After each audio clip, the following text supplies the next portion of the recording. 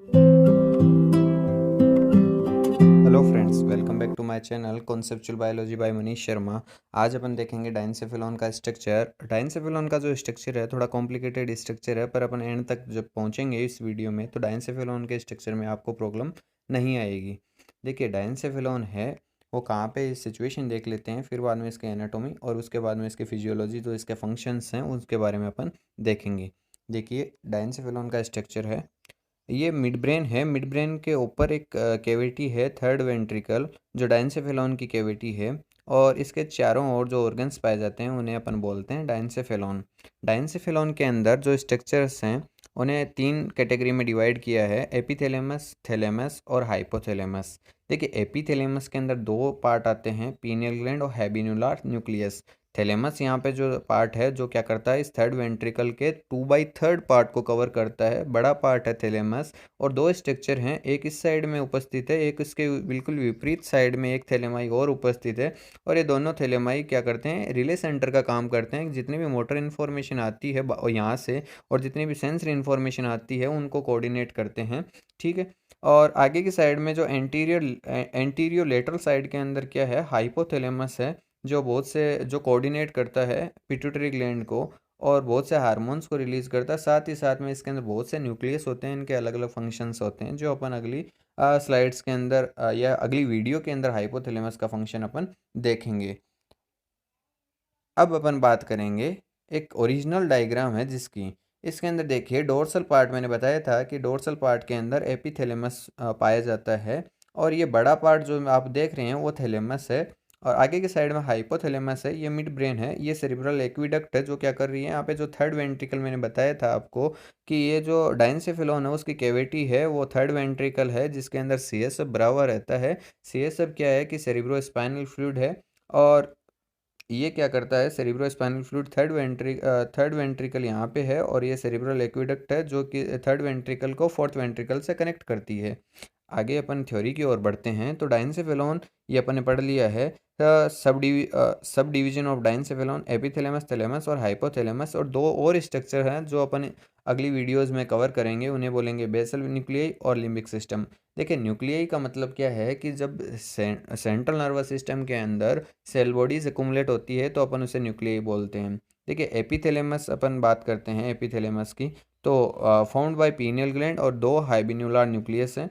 इनसे दोनों से जो पीनियल ग्लैंड और टू हैबिन्यूलर न्यूक्लियस, ये दोनों मिलके एपिथैलेमस का फॉर्मेशन करती है।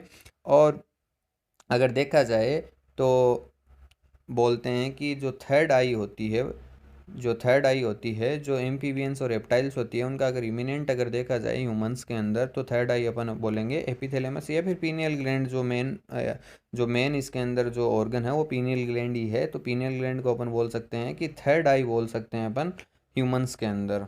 रेमिनेंट बोल सकते हैं, वैसे थर्ड आई जैसा अभी ह्यूमंस के अंदर कुछ नहीं है, पर रेमिनेंट है ये पीनियल ग्लैंड। ठीक है। Pineal gland release a hormone called melatonin. देखिए पीनियल ग्लैंड के बहुत से ऐसे फंक्शंस हैं, बहुत से ऐसे फंक्शंस हैं जो साइकोलॉजी के अंदर भी हैं और जो अपनी एनाटॉमी फिजियोलॉजी में भी है, और बहुत सी ऐसी बुक्स हैं, या फिर अपन बोल दें तो बहुत से ऐसे फिलोसोफर्स थे, उन्होंने इसके बारे में बताया कि इसे बोला गया है कि ये आत्मा का निवास है, सीट ऑफ शोल बोल सकते हैं अपन इसे, है ना। तो अब मिलेटोनिन क्या करता है, पीनियल ग्लैंड ऐसे हार्मोन्स रिलीज करती है जैसे कि मिलेटोनिन है, और मिलेटोनिन के डिफरेंट डिफरेंट फंक्शंस हैं। अब ऐसा तो है नहीं कि मिलेटोनिन सिर्फ पीनियल ग्लैंड ही रिलीज करती है, मिलेटोनिन मेलेनोसाइट्स भी रिलीज करती है जो अपनी स्किन पे पाई जाती है। एलिमेंट्री कैनाल की कुछ सेल्स होती है वो भी मिलेटोनिन सिक्रीट करती है। वाइट ब्लड सेल्स होती है, जो ब्लड सेल्स है वो भी क्या कर रही है, मिलेटोनिन सिक्रीट करती है। अब मिलेटोनिन कब सिक्रीट करती है पीनियल ग्लैंड, देखिए जब भी डार्क एरिया आता है, आपके सामने अंधेरा होता है, तो आपकी जो पीनियल ग्लैंड है वो मिलेटोनिन सिक्रीट करती है। और मिलेटोनिन क्या करता है कि, एक तो मैंने आपको मिलेटोनिन का एक फंक्शन अलग से बताया था प्रीवियस वीडियो के अंदर जब मैंने रेटिकुलर एक्टिवेटिंग सिस्टम समझाया था कि जो अपनी कॉन्शियसनेस होती है उसको सप्रेस करती है कौन, पीनियल ग्लैंड जो मिलेटोनिन सिक्रीट कर रहा है। मिलेटोनिन का फंक्शन होता है कि रेटिकुलर एक्टिवेटिंग सिस्टम RAS उसको सप्रेस करता है। और बहुत से ऐसे फंक्शंस हैं, देखिए डाईयूरेनल रिथम को मेंटेन करता है। डाईयूरेनल रिथम को अपन क्या बोल सकते हैं कि ये sleep awake cycle of the body, sleep awake cycle होती है बॉडी की, वो मेंटेन करता है। और make 24 hour rhythm of our body, जिसे अपन सर्काडियन रिदम बोलते हैं। देखिए, होता क्या है कि जब अंधेरा होता है तब अपने को नींद आती है, जब बाहर उजाला होता है तब अपन जाग जाते हैं। ऐसा किस लिए होता है? क्योंकि अपने जैसे अपन बाहर एक घड़ी होती है अपने घर में, उसको देख के अपन पता लगाते हैं कि दिन है या रात है, कब अपने को सोना है, कब अपने को खाना है, कब अपने को उठना है, ये सब कुछ वो घड़ी से अब डिसाइड होता है। ऐसा नहीं है, अपनी एक बायोलॉजिकल क्लॉक है अपने अंदर जो अपने को जागने पे मजबूर कर देती है, अपने को सोने पे मजबूर कर देती है। तभी अपन सोते हैं, तभी अपन जागते हैं। किस समय कुछ क्या किस समय खाना है अपने को, ये सब कौन डिसाइड कर रहा है? ये अपनी एक मिलोटेनिन हार्मोन सिक्रीट कर रही है, ये पीनियल ग्लैंड का काम है। ठीक है, ये सर्काडियन रिदम को मेंटेन करके रखता है। अब इसके अंदर अल्ट्रेशन कब आता है? जब पर्सन दो टाइम जोन में जाता है। जैसे कि अगर कोई पर्सन है जो एक कंट्री से दूसरे कंट्री में जाता है, मतलब ये बहुत ही ज़्यादा टाइम का लेप्स हो जाएगा और बहुत ही ज़्यादा मतलब दूसरे टाइम जोन में जाता है पर्सन, कि यहाँ पे दिन हो रहा है और वो दूसरे कंट्री कंट्री में जाना चाहता है वहाँ पे रात हो रही है।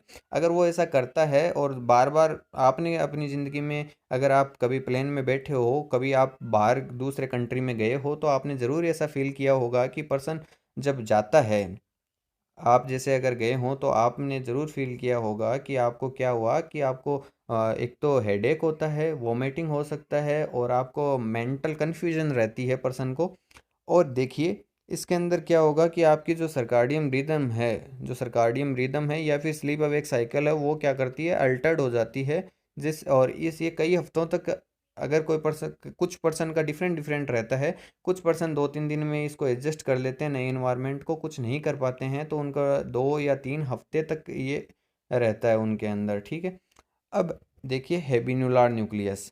हैबिनुलार न्यूक्लियस क्या है कि वेयर हैबिनुला मीन्स लिटिल रेन, मतलब लगाम या फिर नियंत्रण, या फिर अपन बोल सकते हैं कंट्रोल।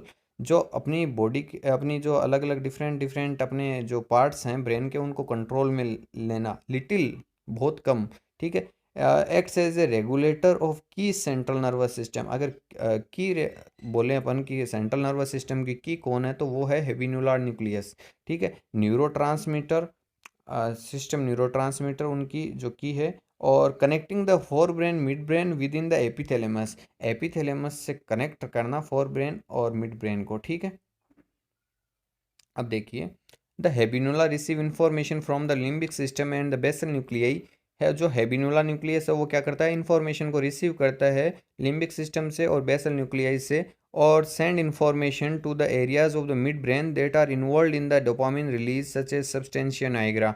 और वो क्या करता है हेबिनुला न्यूक्लियस, ये मैसेज करता है, इम्पल्स को ट्रांसमिट करता है मिड ब्रेन को, और मिड ब्रेन के कौन से स्ट्रक्चर को, सब्सटेंशिया नाइग्रा। सब्सटेंशिया नाइग्रा क्या रिलीज करता है, ये रिलीज करता है डोपामिन। डोपामिन की देखिए, डोपामिन की जो कमी होती है, डेफिशिएंसी होती है, उसके कारण पर्सन को पार्किंसन डिजीज होता है। और यहाँ पे डोपामिन को रिलीज कौन करवा रहा है, हैबिनुला न्यूक्लियस। किसके थ्रू रिलीज करवा रहा है, सब्सटेंशिया नाइग्रा, जो मिड ब्रेन का एक डार्क रीजन है। ठीक है, थैलेमस की बात करते हैं अपन। The large to oval masses of gray matter located in the diencephalon and form the upper 2/3 part of the lateral wall of the third ventricle। मैंने बताया था कि दो Oval shape, Oval mass of grey matter यहाँ पे cell bodies जब accumulate हो जाती है तो अपन उसको ग्रे मैटर बोलेंगे। और यहाँ पे ये क्या कर रहा है, 2/3 पार्ट को कवर कर रहा है, किसके, थर्ड वेंट्रिकल के। ठीक है, it makes 80% of the diencephalon, diencephalon का ये 80% पार्ट कवर करता है। It is relay centre for the sensory और मोटर इन्फॉर्मेशन। ये एक अच्छा क्वेश्चन भी बन सकता है कंपटीशन के लिए भी, और यूनिवर्सिटी एग्ज़ाम में आपके, अगर आप ये बात लिखते हैं थैलेमस के अंदर, तो अच्छा इंप्रेशन जाता है। देखिए, यहाँ से इंफॉर्मेशन आपके ब्रेन तक जाती है, या आपका यहाँ पे अगर सेरिब्रम होगा इस साइड में, तो होगा क्या, यहाँ से इंफॉर्मेशन आती है, सेंसरी इंफॉर्मेशन आती है, वो पहले थैलेमस में जाती है और फिर बाद में आपके सेरिब्रम तक जाती है। और सेरिब्रम से जो इंफॉर्मेशन आती है वो यहाँ पे आती है, पहले थैलेमस में आएगी फिर बाद में आगे जाएगी। मतलब ये रिसेप्शनिस्ट की तरह एक्ट करता है। और वैसे ये रिले सेंटर है, रिसेप्शनिस्ट की तरह कैसे एक्ट कर रहा है कि जब आप स्कूल में जाते हैं एडमिशन के लिए या फिर कॉलेज में जाते हैं या फिर आप किसी होटल में जाते हैं, तो आपको पता है कि रिसेप्शनिस्ट का काम क्या होता है कि आपको बताना कि आपका कौन सा रूम है या फिर आपकी कौन सी क्लास है। ये सब कुछ कौन बताता है? रिसेप्शनिस्ट बताता है। तो ये भी वो उसी की तरह काम करता है। ये बताता है, किसी भी सेंसरी इन्फॉर्मेशन आती है उसे कि आपको मतलब ये भेजने का काम करता है कि इस सेरिब्रम के बहुत सारी लोब्स हैं, उनके अंदर भेजने का काम करता है कि इस लोब के अंदर ये इन्फॉर्मेशन जानी चाहिए और इस लोब के अंदर ये इन्फॉर्मेशन जानी चाहिए। और यहाँ से जो मोटर इम्पल्स आती है, यहाँ से देखिए जो मोटर इम्पल्स आ रही है, ये मोटर इम्पल्स आ रही है, उसे अपनी पूरी बॉडी के अंदर कहाँ पे भेजना है, ये भी काम कौन कर रहा है? थैलेमस कर रहा है। ठीक है। और ये है, it is the major coordinating centre for sensory और मोटर सिग्नलिंग। ये मेजर कोऑर्डिनेटिंग सेंटर है फॉर सेंसरी और motor signalling. Hope you like the video. अगर ये आपको वीडियो पसंद आती है तो सब्सक्राइब करें चैनल को, लाइक करें, और इम्प्रूवमेंट कुछ करना हो तो कमेंट बॉक्स में ज़रूर लिखें। Thank you very much for watching the video.